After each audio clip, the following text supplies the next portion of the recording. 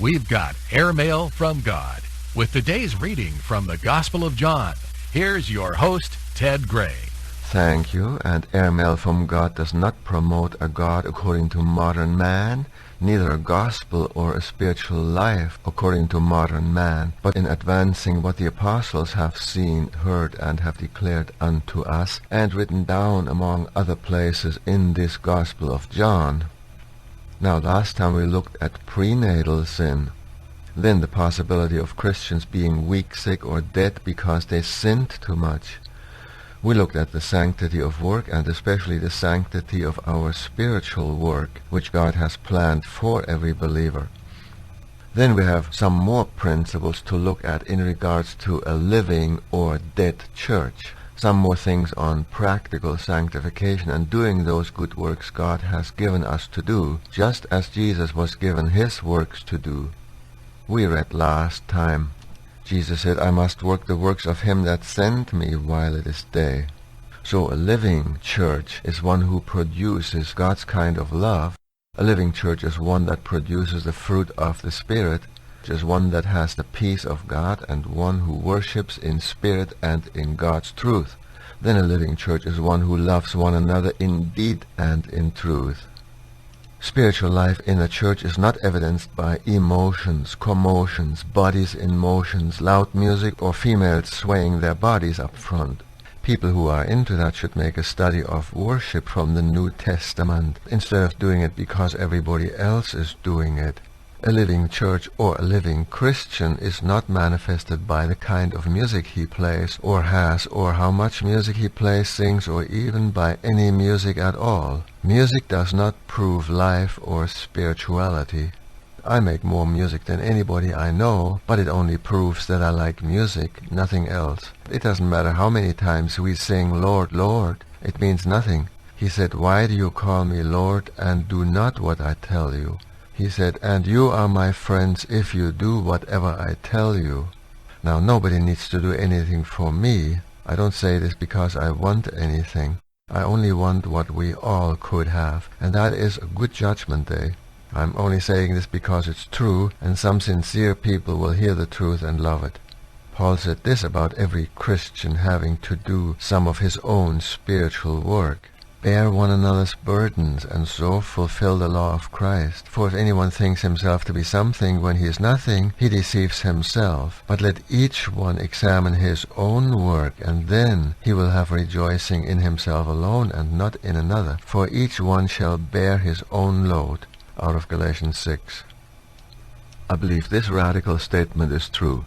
Jesus only accomplished our positional sanctification without mixing our effort with it. Jesus only accomplished our positional sanctification without mixing our own efforts into it. But he will not do this for our practical sanctification. And that's what the judgment seat of Christ will be all about. We must all appear before the judgment seat of Christ, that everyone may receive the things done in this body according to that he hath done, whether it be good or bad. Jesus himself was an incessant worker, doing the works his Father had given him to do, and we in return are given more or less something to do for God. Jesus said to make learners, followers, and imitators of him. As he came to do the works the Father had given him to do, so to be Christ-like requires for us to do the works God has prepared for us to do. Reference Ephesians 2:10. Now, fortunately, this includes being a good company man, being good spouses, and being good parents. It's a great ministry and work for God to raise our children in the nurture and admonition of the Lord. And we must never rob Peter to pay Paul, or rob our family to pay the church. And we have no permission from God to farm out our ministry of raising our children in the nurture and admonition of the Lord to the church, or to the schools, or to the government. This is specifically listed by God as one of those works fathers have been given to do. Then there is light to work by. There is natural light and spiritual light to do our spiritual work by. It looks like we are in the spiritual evening, however. It's almost over now. People can sit and watch their music fests in their churches if they want to, but the spiritual war has not ended yet. The spiritual work isn't done yet, and the Christian party has not started yet. Really. The spiritual war hasn't ended yet, the spiritual work isn't done yet, and the Christian party hasn't started yet. And that means that all those ministers who push their followers into some kind of music fests with entertaining performances, then calling it worship, they are out of step with God. Because the Christian party hasn't started yet. Judgment Day will be ugly for some. That's why the warning, let not many of you be masters, knowing that as such we shall incur the stricter judgment, and we deserve it. The Bible really says that people are not saved by works, but they are also not saved without works. The Christian life is to be a pattern of Jesus and his life. The mindset of Christ is to endure the shame of the cross for the joy set before him. And his spiritual work was not done, his spiritual war was not won, and his party had not started until he got to heaven. And same to us. To do the works his Father had given him to do, that was his work and his war. And the same applies to us. Herein is love made perfect, that we may have boldness in the day of judgment. 1 John 4:17. And he says, little children, let no one deceive you. He that doeth righteousness is righteous. 1 John 3:7. And it says, in this the children of God are manifest, and the children of the devil. Whosoever doeth not righteousness is not of God, neither he who loveth not his brother. 1 John 3:10. People say, oh, that's legalism. But no, obedience is not legalism. Legalism is trying to earn your salvation by the works of the law, or by working for the church, or even by working for humanity. Legalism is putting the cart before the horse being salvation, and the cart being the good works that follow salvation. Even the thief on the cross did one ministry. He preached to his partner in crime. Jesus had just said that he was the light of the world, and here comes another work he is doing by his own light. When he had thus spoken, he spat on the ground and made clay of spittle, and he anointed the eyes of the blind man with the clay, and said unto him, Go wash in the pool of Siloam, which is by interpretation send. He sent his way therefore, and washed, and came seeing. John 9:6 and 7. A little historic context from Mr. Barclay helps. The pool of Siloam was called Send because the water was sent there through a 2-foot wide by 6-foot high underground channel, about 1,700 feet long, from the spring of Gihon outside the city walls. To avoid running out of water during a siege, King Hezekiah had built it. It was the water supply of Jerusalem.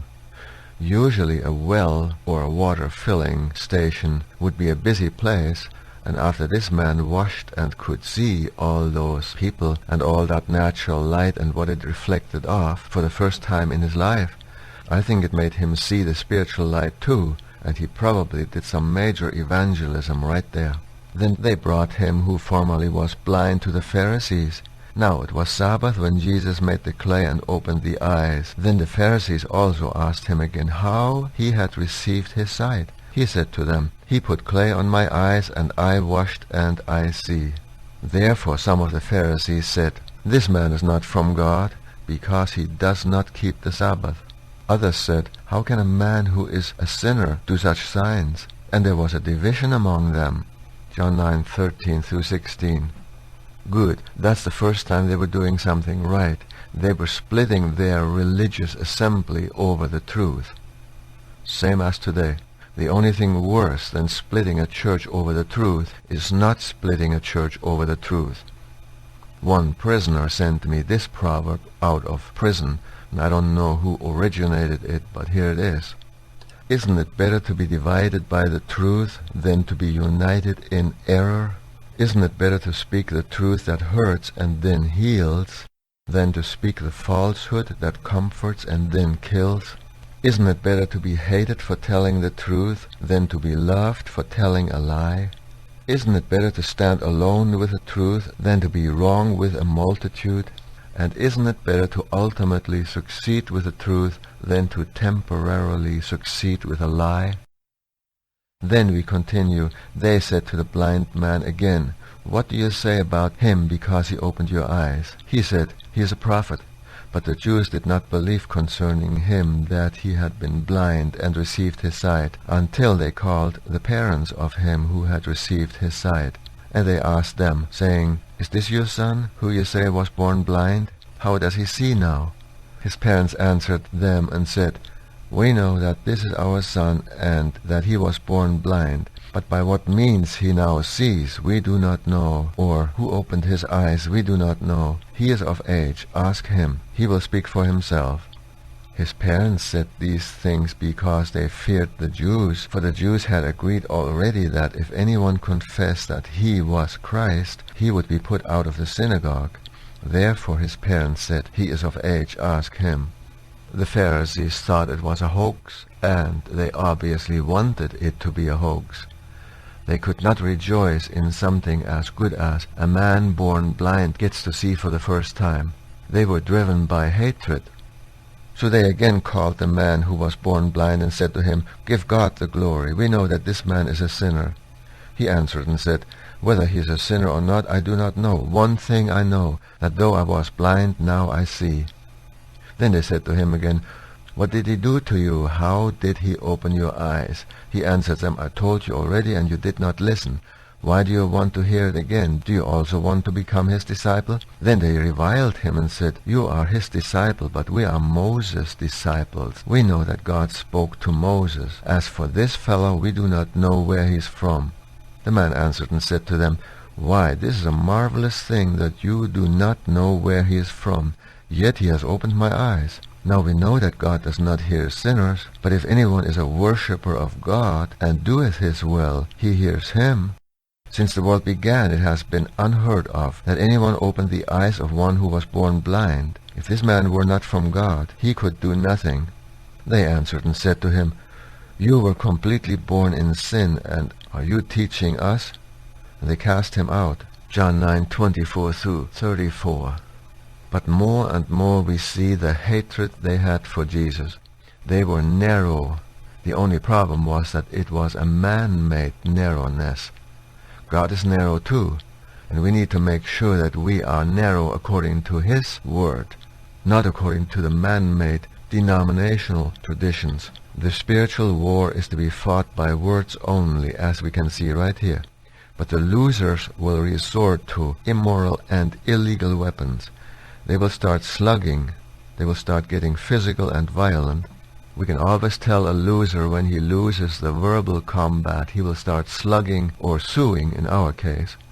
Denominations and ministries are suing each other in the secular courts, but it's clearly illegal, scripturally speaking. And we will see more and more that the Pharisees are losing the war of words and will resort to cheap shots, even murder. Fortunately, our Western governments have it right. They stay out of religion. They let everybody believe what they want to believe and let everybody proclaim their belief as long as it does not get into fraud or violence. God allows freedom of religion, for this life that is, and only for this life. As He said, let the righteous be righteous still, let the unjust be unjust still, and let the filthy be filthy still. Well, we saw the parallel between the works Jesus was sent to do and our good works. We saw the increasing opposition from the religious establishment and the spiritual combat by words only. A little more on swinging the sword of the Lord, His Word, next time. Until then, grace and peace to every soul, and let the righteous be righteous still. Amen.